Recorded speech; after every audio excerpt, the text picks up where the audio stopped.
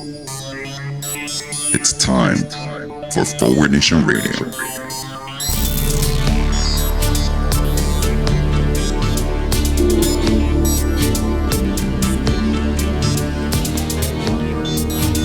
Now here he is, the host of Forward Nation Radio, David Leventhal. Welcome to Forward Nation Radio with David Leventhal. Thank you for joining us. It's always good to have you. On today's show, we will, of course, be starting with a little bit of news. Then we'll be taking some listener questions. We will be discussing the burning issue, is the Republican Party a cult? And if time permits, we'll talk a little bit about privatization and our rush to replace government with private actors. First, starting in the news, it's been a difficult week for corporate America. Turns out the business model of online ads is under threat. Chase, for instance, has just announced that they will be pulling some of their online ads because they seem to show up in places that they don't want them to show up, such as white supremacist websites next to articles promoting white supremacy. Chase thinks that's a bad thing and not good for its business image, and until Google can figure out how to solve that problem, they want to pull some of their ads. Ironically, the KKK and other white supremacists have responded by saying, wait a minute, our articles are appearing next to ads by Chase? We want our articles pulled. I mean, we may be scum, but Jesus, we have our limits. We're not a big bank.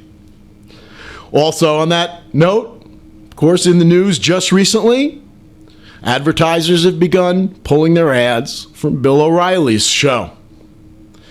Turns out that being a serial sexual harasser and misogynist may not necessarily be good for business. It's, of course, wonderful for the President of the United States, but may not necessarily be so good for the images of businesses that advertise on O'Reilly. While this excites many of us, we also have to remember not to be too excited. So far, the advertisers are pulling their ads from Bill O'Reilly's show, moving them to other parts of Fox News. Presumably, as soon as the public's eyes are turned elsewhere, they will find their way back to O'Reilly. Why? He promises a large audience, and more importantly, Fox News is a wonderful venue for advertisers. The target market of many advertisers, the demographic of Fox News, is similar. Advertisers like people who are stupid and believe every piece of crap that they read or hear, i.e., Fox News viewers who turn into Bill O'Reilly. If you're willing to believe that bullshit, you're probably willing to believe the car commercial or beer commercial or whatever the hell comes in between. That's right, you're 60 years old, balding with a pot belly, but if you just drink that Corona, 20-something-year-old gorgeous models are going to have sex with you. Fox News is a perfect venue for advertisers, specifically because they appeal to the kind of people who don't critically think enough to know the difference between an advertisement and something that might actually make sense for them. This story figures to continue for a little while. Also in the news, Justice Department is to review federal consent decrees with local police. It's not a good time for white supremacists with corporate America, but thank goodness in the Trump administration, white supremacists are their base. No problem there. Police officers who have a problem with black people, it's open season again. Some of us remember going through a period of the last few years where police executions of people of color were caught on cell phone cameras. For many people, there seemed to be a rise in the number of police killings of unarmed and innocent people.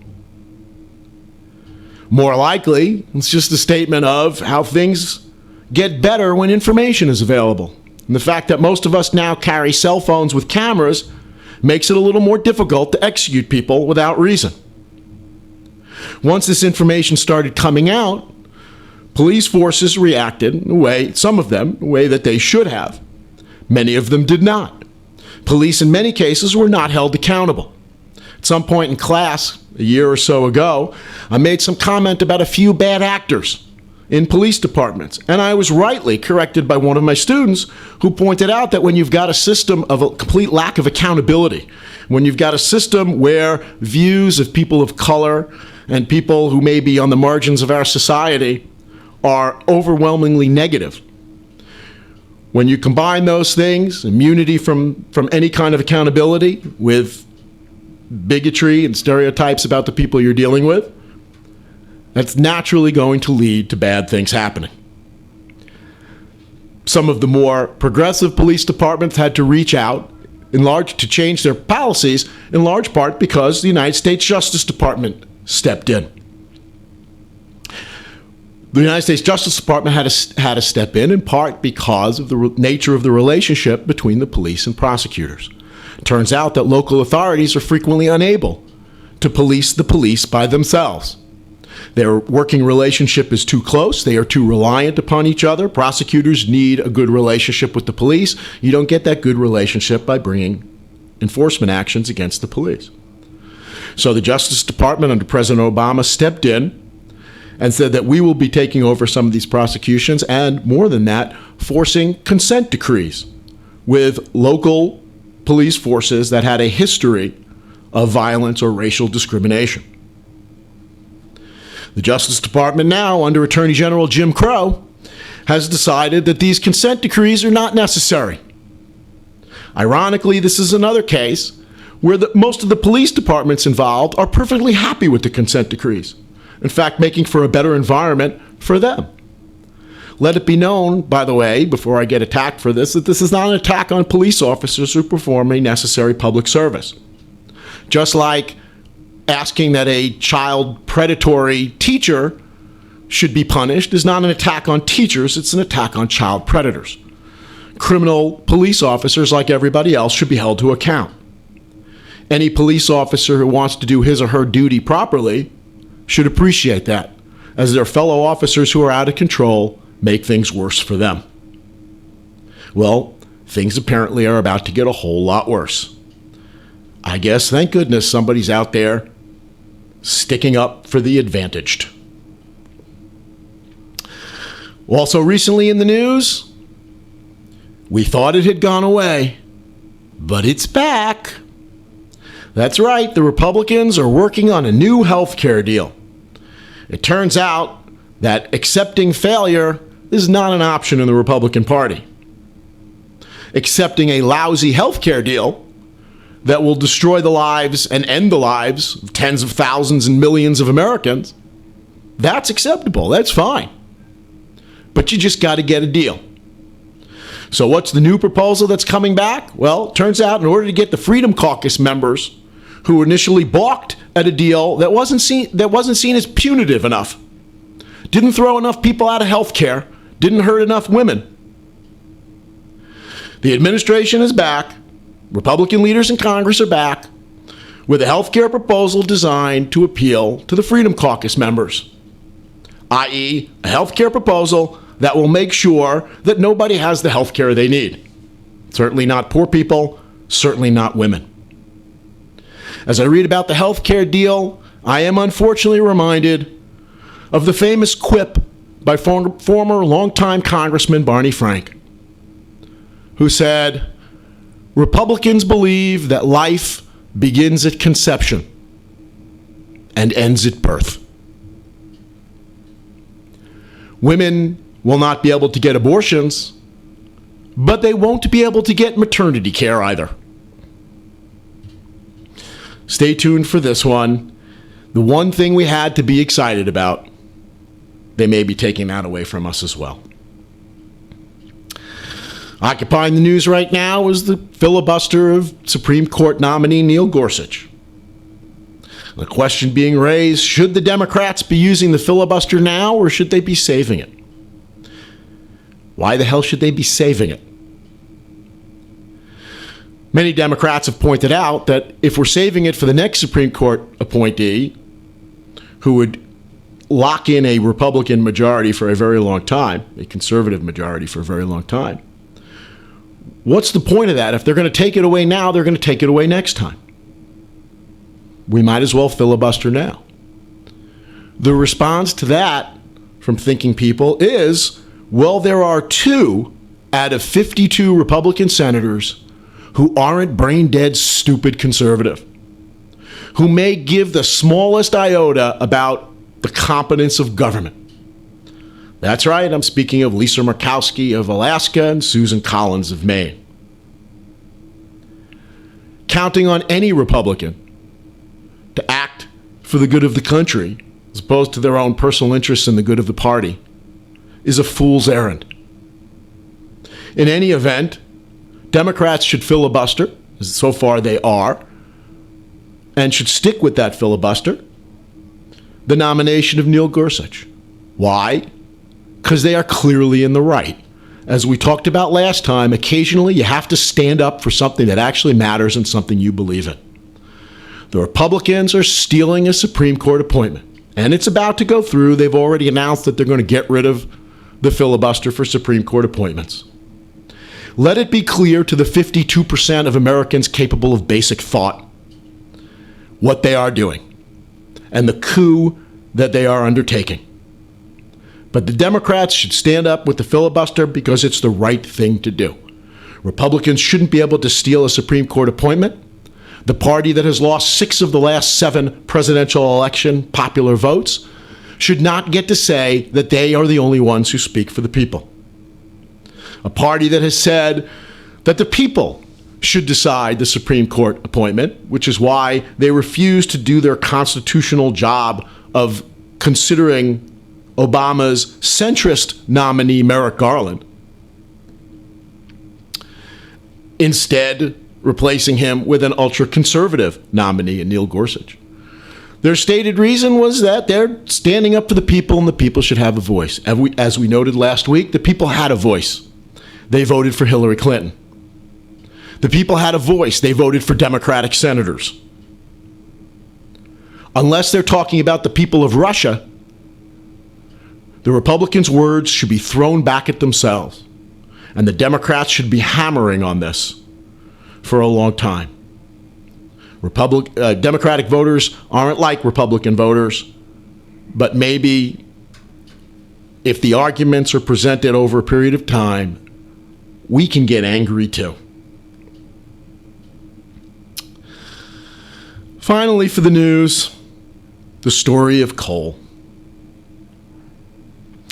Yes, Donald Trump has come out and appealed to Appalachia. Coal miners in Appalachia, I'm going to take your jobs back for you. I'm going to get them back.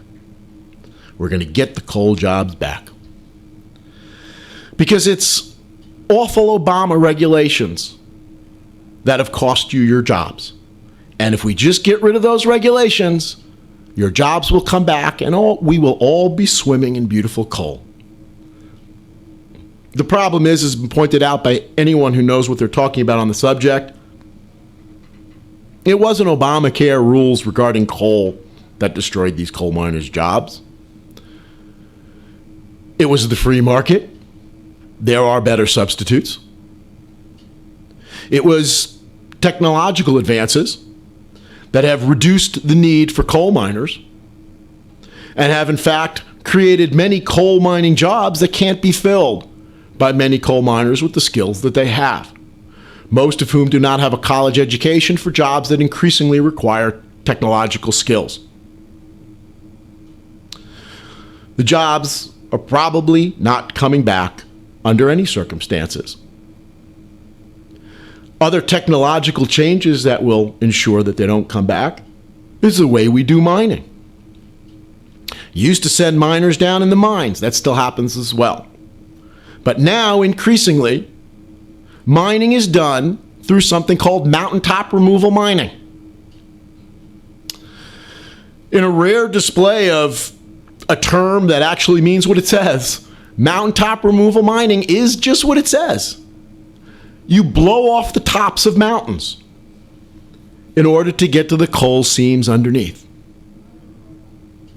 That's right, you blow up mountains, leaving scarred landscapes, damming up rivers and creeks that people rely on, including coal miners whose jobs may not be coming back.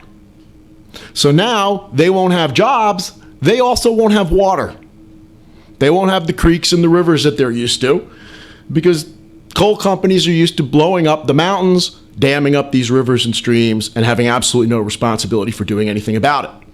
Some responsibility was heaped upon them by Obama. The Trump administration has already announced that they will be rescinding those rules. That's right. Unlike your children, coal companies don't need to clean up after themselves. But maybe Trump is onto something. Maybe if we bring back obsolete industries, it'll be a good thing. Maybe all those people who lost their jobs in the typewriter factory can get their jobs back. Maybe people who worked on the telegraph could get their jobs back. How about people who made buggy whips? Some of these were skilled laborers making very complicated buggy whips. Let's bring back the buggy whip industry. Even better, an example that may be way closer to coal. How about all those lead miners who lost their jobs when we outlawed leaded gasoline and lead paint? Couldn't we bring their jobs back by just stunting the intellectual development of a whole bunch more children? Why not? Let's bring lead back. Let's mine for lead. Coal's on the way out because it's an obsolete industry that destroys the planet, and there are substitutes that are available that are better.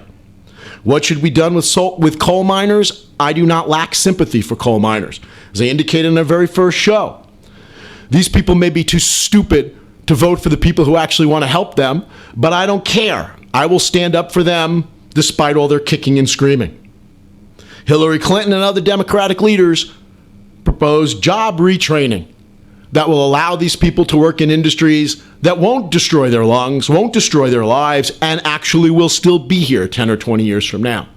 These people could be trained to work on solar farms. For instance, some of these mountains that are no longer there have very flat surfaces. So we could stick solar panels on some of those, presumably. One last thought on mountaintop removal mining. I think it's kind of remarkable that the Republicans have not yet renamed that. I assume Frank Luntz, the Republican spinmeister, is busy working on this one even as we speak. If you want to promote something, you don't call it mountaintop removal mining. How about Rampaging Streams Protection Act? Someone's got to stop those rampaging streams. How about the stream flood control? If you dam up the streams, they're less likely to flood. And maybe my favorite, here's some suggestions, Frank. You're free to use them. The Rolling Hills Promotion Act. The Sound of Music promotion. The hills are alive with the sound of music. Rolling hills. Because when you blow the crap out of the tops of mountains, maybe you're left with rolling hills. Anyway, that's the news for this week, or some of it that we think is most relevant to you. Now on to listener questions. The first question comes from Kara from College Point, New York. What do you think of Trump being involved in possible collusion? I'm guessing that Kara, by your asking that question, you're referring to collusion with Russia and Russian agents. If you're referring to collusion involving financial conflicts of interest, what do I think? I think this administration is pathetic at how many conflicts of interest they have and how obvious it is that they are running this country for their own benefit and not for the benefit of this country. I'm assuming that you're talking more about Russia. What do I think of his being involved? Well, of course, we don't know yet whether he is involved. I'd like to say he is, but I'm not on conservative talk radio, so I won't make it up. You hear that, Susan Rice? What do I think of Trump possibly being involved? I don't know. Sometimes he seems to micromanage, and sometimes he seems absolutely oblivious with what's going on around him in his administration. He's certainly not concerned about policy. So I don't know what his role is, but I will say that the situation is looking worse and worse by the day. Mark from Brooklyn, as a second question, asked a related question regarding Russia. How serious are these allegations? And I'll finish with Kara and Mark's question together since they relate to one another. How serious are these allegations? Well, we don't know yet. The allegations, I guess, are very serious. The possibility that the president-elect of the United States, now president of the United States, colluded with a hostile foreign power to undermine the interests of the American public so that he could gain power and instead push the interests of a foreign rival. That's pretty close to as bad as it gets. If these allegations are true and are shown to go all the way up to Donald Trump, it's hard to imagine that even a Republican Congress would be able to prevent the impeachment of the president. We don't know that. What we do know is that everyone involved on the Trump staff has been lying about this pretty much every chance they get. Some on the left were all excited the other day when former National Security Advisor Michael Flynn, who was forced to step down when the public found out that he had lied about his contacts with Russia before Trump became president. Underscore there, not when Trump found out. When Trump found out that he had lied, Trump didn't do anything. But when the public found out he lied, then Trump had to do something. Let's be clear on that. We were all excited a few days ago when he said, well, if you give me immunity, I will testify and I will have things to say. Well, even that, don't get too excited. It seems pretty clear that Flynn has violated several laws, serious laws, and prison is a real threat for him. He didn't register as a foreign lobbyist when he was lobbying for Turkey. Add that to the fact that he did not have any contacts, that he did not disclose his contacts with Russia, and he is in serious legal jeopardy. Now, some of you might say, if he was doing all this stuff that's blatantly illegal, why did he get named National Security Advisor? Well, if you're asking that question, you're obviously not a Trump voter. If you're a Trump voter, you're saying, oh, get over the Russia thing already. It could be very serious. At the very least, we know there's a cover-up. We know that there's been lying, including under oath, about what's gone on. We know that the administration has been awfully quick to spread lies to try to change the subject from the investigation of the Russia ties. It creates a damning overall picture. But we're not going to jump to conclusions, and we'll say, hold on. Some heads are going to roll. That we can expect. The administration has tried to make Flynn a sacrificial lamb. Maybe that will get him angry enough to fight back. Chances are they will make him a sacrificial lamb and then promise him a multi-million-dollar job at Fox News if he just keeps his mouth shut. That's what usually happens. And they'll bribe him and everybody else into making sure that we don't get to the top. It could be not much, but it could be treason on the highest level that I've seen, and I've been around for a while. Okay.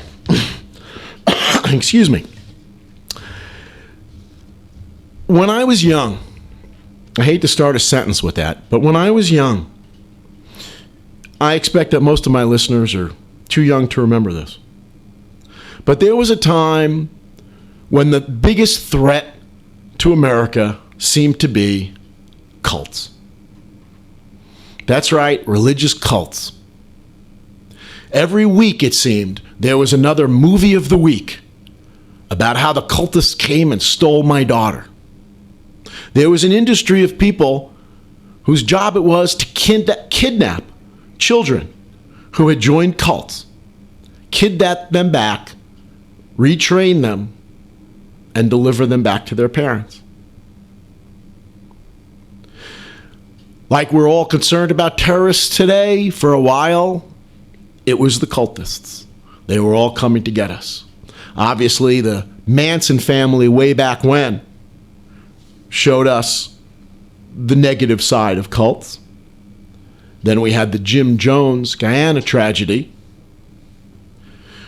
where people followed a cult leader to the extent that they poisoned themselves. That's where the term, "they really drink the Kool-Aid," comes from. A little bit of trivia for those of you who don't know that. When you say, "Boy, he really drank the Kool-Aid," i.e. speaking about someone who believes anything that Donald Trump says, "Boy, he's going to believe every piece of crap that comes out of that guy's mouth. He really drank the Kool-Aid." It was because they put the poison in Kool-Aid in the Jim Jones tragedy that we got the term, "they really drank the Kool-Aid." At the time, one of the most nefarious cults that we knew about were the Moonies, the Reverend Sun Myung Moon and his Unification Church, that at one point held what I believe is still the largest mass wedding in the history of America, and I believe the Felt Forum or Madison Square Garden, where people in his cult were told who they were going to marry, and I think thousands of them got married at the same time. The ceremony performed by the Reverend Sun Myung Moon. They were the great danger to our society, the cultists. That's why it was pretty ironic just a few years ago. Oh, how the world turns. Just a few years ago, we had a Republican president who said that his source for news was a newspaper owned by none other than the Reverend Sun Myung Moon's Unification Church, the Washington Times. That's right. This is like 20 years from now. A president says, "I only get my news from the Al-Qaeda network, the ISIS network." That's what it was like when President Boy George said, "I only get my news from the Washington Times." It turns out, of course, we've managed to get even worse than that now. We have a president who gets his news from Breitbart and Fox and Friends. But at the time, it was still pretty shocking. Republicans hadn't quite stooped quite that low. It was pretty shocking to hear the cultists back in the mainstream. But then you give it some thought and you think, how fitting that the Republican Party gets in league with cultists. This political party, after all, for all intents and purposes, is a cult. I looked up in the dictionary basic definitions of what a cult is. An instance of great veneration of a person, ideal, or thing, especially as manifested by a body of admirers. This is the cult of personality that has defined the Republican Party for more than a generation, for 2 generations. Perhaps beginning with Ronald Reagan. And when I say Ronald Reagan, I look heavenward, where he is sitting on a throne next to Jesus, maybe above Jesus. Hard to know. Ronald Reagan or Jesus. Who's better? We'll leave that for a future show. Ronald Reagan or Jesus. Who's the greater man? Ronald Reagan sitting on his throne, Republican Party, everyone who runs for president of the United States. Who's your favorite philosopher? Jesus, Ronald Reagan. Jesus, Ronald Reagan. Jesus, Ronald Reagan. And I don't mean Jesus and Ronald Reagan. I mean Jesus, Ronald Reagan, of course. What are you talking about? Jesus, Ronald Reagan. Dude, Ronald Reagan. You have Republican debates where the debates boil down to, I'm more Reagan than you are. Oh no, I'm more Reagan than you are. Look at my hair. Look at the way I hold myself. I've been in a movie even. The best is that the average Republican voter doesn't know shit about Ronald Reagan, who was a bit of a moron while he was president, maybe more than a bit, and whose legacy is not at all what they think he is. It is. Starting with the fact that Ronald Reagan is still responsible for the largest tax increase in American history. Ronald Reagan, while he started the Republican slide into extremism and cultism, was not nearly as extreme in many respects as current Republicans. And I can't believe I have to say that. having lived through the Reagan presidency and understood the threat that posed, I now look back to the glory days where we were led by more competent people like Ronald Reagan. Where do we see this? Well, the 2012 election campaign gave us an interesting example. Republicans look for a hero, for an idol that they can worship, just like a cult of personality. Who will be the next Reagan? The reincarnation of Ronald Reagan, that's who we're looking for. The 2012 election campaign figured to be the coronation of Mitt Romney, who'd put in his time, raised a lot of money, and was due to become the Republican Party nominee for President of the United States. But the Republican base of lunatics did not like Mitt Romney. He wasn't crazy enough for them. He also wasn't the kind of person you rallied your cult around. He wasn't that inspiring a figure.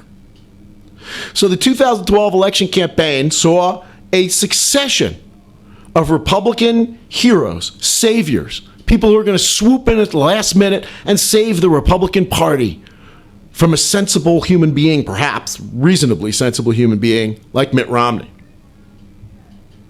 There was Fred Dalton Thompson, who was Reagan's heir because he was in movies too. He was in movies. Ronald Reagan was in movies. He's got to be the one. He even played the president in movies. He's got to be the one. And then he spoke. And it turns out he wasn't the one. I kind of want to be president, maybe. A little bit president. Really wasn't inspiring. Didn't seem to have his heart in it. Wasn't someone who had the personality that you could form a cult around. There was Michelle Bachmann. She who had the credentials to appeal to the right. She was brain dead stupid. That's right. She got her vaccination policy by standing on a line and hearing someone behind her talk about her experiences with vaccines. Well, turns out Michelle Bachmann kind of flamed out too. She had the mistake of actually speaking out loud, and there were just enough people in the Republican Party to say, hey, you know what? She really is fucking stupid. I'm not sure I can really vote for her. But then, of course, to swoop on the scene and save the day like underdog was Rick Perry. That's right, Rick Perry was going to be the one. He's the perfect Republican, a former governor of Texas who had supposedly shot a coyote while jogging. One, he shot a coyote. Two, how cool is this guy that he carries his gun while he goes jogging? He was perfect. But then he showed up at a debate. And remember, he couldn't count to 3. Yes, there's 3 government departments that I will be eliminating when I make it to office. 1, 2, and what was it? Education, commerce, and whoops. Oh, this is embarrassing. I can't remember what the third one is. Well, Rick, you found the third one. It's the department you're now heading. The energy department. By the way, you were going to eliminate it. It was kind of fun that it turns out once you were named to head the energy department, you said, wow, this is what the energy department does? I thought it just provided oral sex to oil company executives. I didn't realize it was in control of nuclear weapons. Something he might have thought of before he decided to eliminate the department. But anyway, he's running the department. You should feel better because Rick Perry now wears glasses. So he's a lot smarter than that old Rick Perry who didn't wear glasses. The whole idea of Trumpism is the cult of personality.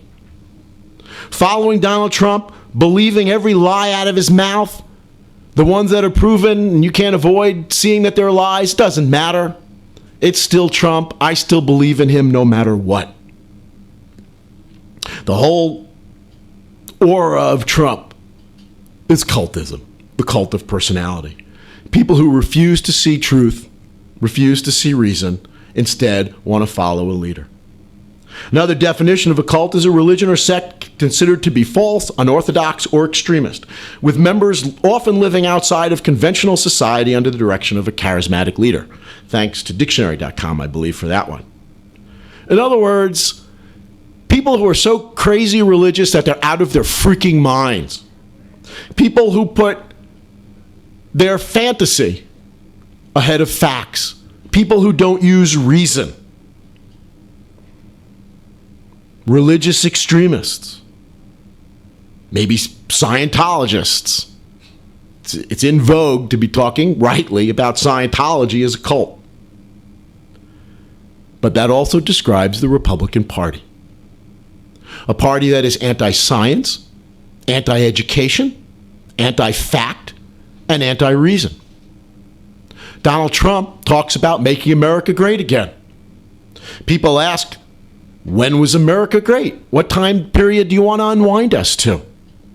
I think the best argument, the best answer to that is pre-Enlightenment, when people decided to use facts and reason to come up with what they believe rather than religious fantasy that they pull out of their butts. Here's what a couple of people are saying about the current Republican Party. And by a couple of people, I mean Republicans. Ben Bernanke, the former chair of the Federal Reserve, on commenting on being driven out of the Republican Party. I had lost patience with Republican susceptibility to the know-nothingism of the far right. I didn't leave the Republican Party. I felt that the party left me. David Frum, Boy George's main speechwriter, a reliable Republican, said several years ago, long before the rise of Trump, if what you are is a pragmatic, business-oriented, moderate-minded person who wants things to work in a fairly competent and ethical way, and you're under 30, the kind of person who would have been an Eisenhower Republican and a Republican in the Nixon years and in the George H.W. Bush years, you are a Democrat today. And maybe most eye-opening, from Norman Ornstein, a longtime conservative fellow at the American Enterprise Institute. Very conservative American Enterprise Institute. Co-wrote a book that came out in 2012. A guy by the name of Thomas Mann. Wrote a book that came out in 2012. This is a longtime Republican. However awkward it may be for the traditional press and nonpartisan analysts to acknowledge, one of the two major parties, the Republican Party, has become an insurgent outlier. Ideologically extreme, contemptuous of the inherited social and economic policy regime, scornful of compromise, unpersuaded by conventional understanding of facts, evidence, and science, and dismissive of the legitimacy of its political opposition. Birther, anybody? When one party moves this far from the center of American politics, it is extremely difficult to enact policies responsive to the country's most pressing challenges. Subsequent to this, I believe I recall correctly, Norman Ornstein was asked to leave his position for the American Enterprise Institute. Well, we're not going to have enough time today to get to privatization. We will leave that for next week or the following week. It's worth checking back in to listen to. You'll enjoy it. Thank you very much for joining us. We look forward to seeing you next week.